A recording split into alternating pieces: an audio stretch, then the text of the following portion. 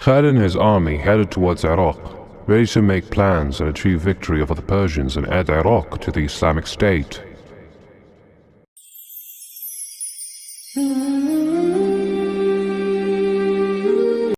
I firmly believe that Hormuz will head to Kazima to meet us there and keep us as far away as possible from Al-Walid, the second most important port in Persia. In this case, we must leave with our army to Al-Hafir. Cutting across the desert along Al-Nibaj road, we will move in consecutive groups with a day's march between them, with each group receiving a portion of rest while the other group arrives. But oh, Abba Sulaiman, why are you absolutely sure that Hormuz will head to Qadima instead of staying in Al-Hafir near Al-Abulla to defend it? I will tell you, O Asim, I sealed my message to Hormuz with my seal of Al-Yamama. Therefore, it is assumed that I'm coming from Al-Yamama towards Qazima. His eyes will tell him that we have arrived in Al-Hafir, and he will hurry back to save Al-Abulla. Then we will return to Qazima, and he will follow us. This is correct, and it is due to his exhaustion from continuous marching back and forth. And if he was not deceived or exhausted by fatigue, and settled in Al-Hafir, and did not come to Qazima? Do not worry, O Al-Qahqah. He will come because armies are attracted to armies, not open cities. I'm convinced of Khalid's analysis and support it. But there is still a lingering issue that I want to understand. What is it? We will be in Al-Hafir, and we have penetrated into Iraq. What if Hormuz flanked us and our rear was exposed to them? Do not worry. They dare not cut through the desert due to the weight of their equipment and fear of getting lost. As Khalid Al-Walid planned, Hormuz's army arrived, and the two armies stood ready for confrontation. Khalid addressed the Persian commander and gave him a choice between three options. Choose between three options. Which are? Islam, jizya, or the sword. Rather the sword, you rude Bedouin. With the sword then. قاتلوا الذين لا يؤمنون بالله ولا باليوم الآخر ولا يحرمون ما حرم الله ورسوله ولا يدينون دين الحق من الذين أوتوا الكتاب حتى يعطوا الجزية عن يد وهم صاغرون. The battle began with a duel between Khalid and Hormuz, in which Hormuz was killed, causing terror in the hearts of his exhausted army due to the long march. The battle began, and victory was on the side of the Muslims. The long march and the heavy load of armor and spears weakened the Persian soldiers. This was the Battle of the Chains, the first battle of the Muslims in the conquest of Iraq. They protect their backs with a river and face us like a solid block. And this, by Allah, is what I don't like about fighting the Eastern Arabs. I like it, Khalid. By Allah, we would defeat them no matter who they are or how they fight. I hope so, O Adi. I hope so. What? Do you order the soldiers to camp? No. We plan the battle first. Now, in such a hurry? We have no time. Every delay is to the enemy's advantage. But we will attack on the move while they are in stillness. Abu Sulaiman's words are correct, and that is the surprise in which we invest the power of shock and the impact of Qazima's defeat. Speed is one of the most important deciding factors of victory. We ask Allah for success. Walid with dawn. They arrived today and didn't rest or prepare for the fight. This is half the victory. Strike them mercilessly. Trample them with the hooves of your horses. Don't spare a spear, sword, or anything. I want a battle that history has never seen. Exterminate these Muslims. Exterminate them. إنما جزاء الذين يحاربون الله ورسوله ويسعون في الأرض فسادا أن يقتلوا أو يصلبوا أو تقطع أيديهم وأرجلهم كساف أو ينفوا من الأرض ذلك لهم خزي في الدنيا ولهم في الآخرة عذاب عظيم. When the two armies faced each other, a man named Maqal, son of Al-Asha, rushed at Khalid. The Persian commander endured with him until he killed him. This was the first thing that frightened the Persian army. The two armies began to fight until the three Persian commanders were killed and their army was defeated. Khalid, son of Al-Walid's army, won thanks to Allah. Congratulations to us for the victory, O Khalid.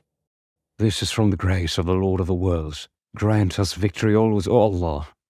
What about these prisoners? Look behind you. All you see are dead, wounded, or captured. I think they have learned their lesson well.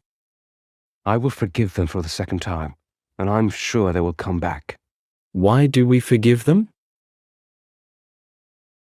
So that it cannot be said that Islam spread by the sword. Allah bless the mujahideen who rush to save lives, even if it means risking their own safety. لا إكراه في الدين قد تبين الرشد من الغي فمن يكفر بالطاغوت ويؤمن بالله فقد استمسك بالعروة الوثقى لا انفصام لها والله سميع عليم. Under the Persian rule, people suffered from injustice and oppression.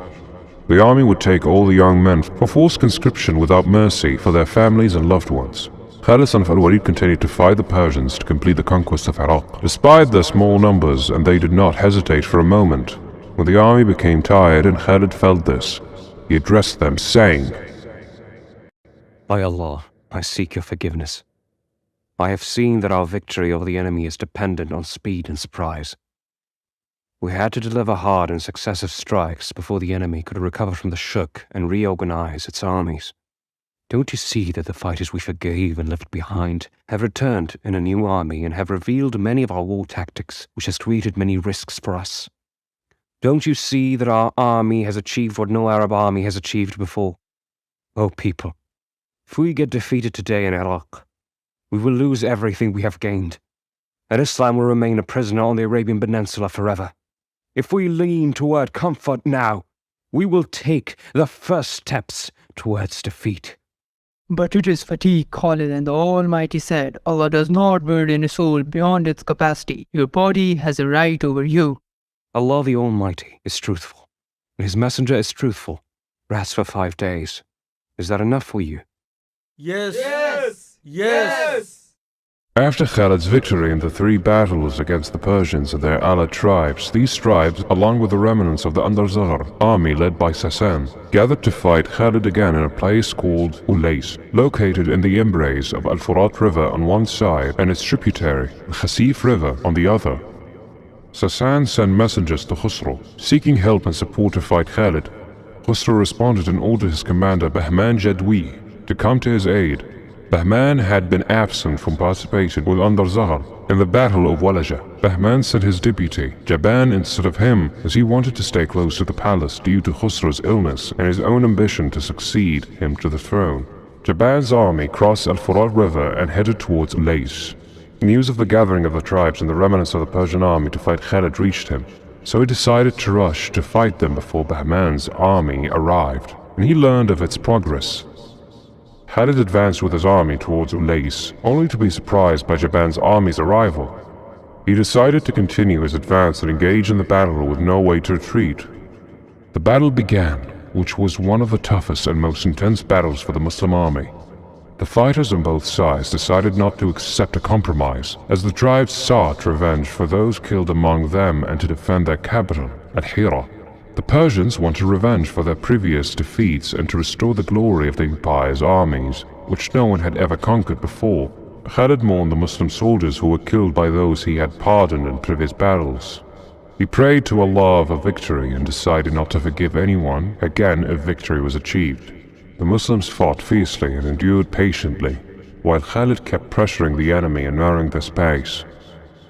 The enemy army trembled and was defeated. Khalid captured a large number of the enemy army and killed many of them. The estimated number of casualties in this battle from the enemy's army was approximately 30,000.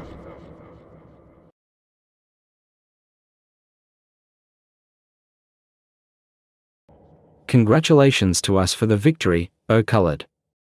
Khalid son of Al-Walid continued his wars against the Persians and was victorious with the help of Allah. He invited their people to Islam, and those who didn't accept were required to pay jizya tax. O people of Al-Hira, we have not come here to burden you, or to impose jizya tax on you, but we have come to liberate you from the collars which the Persian tyrants have placed around your necks. Enter into Islam, for it is dearer to our hearts. Give us some time, Commander. It's not easy for us, people of the book, to leave our religion and embrace the religion of the others. It is an invitation from a place of love, and you have the choice. We will only be as you see us. Has anyone among you been harmed? As a testimony of truth, no, you are the best fighters and the most merciful conquerors. You have entered Al-Hira and no one has been harmed, or any woman touched inappropriately. No sacred things have been violated, nor have any possessions been looted. As with the whole of Iraq, our people, be with us against the foreigners. Help your Arab brothers. We will lift the burden from your shoulders and become a united and strong nation that will reach the height of glory with this unity. We will only be as you desire, to help you and a watchful eye on your enemies. Our good is your good, and our evil is your evil. By the blessing of Allah. Peace be upon you. Peace be upon you. Peace be upon you, and the mercy and blessings of Allah be upon you.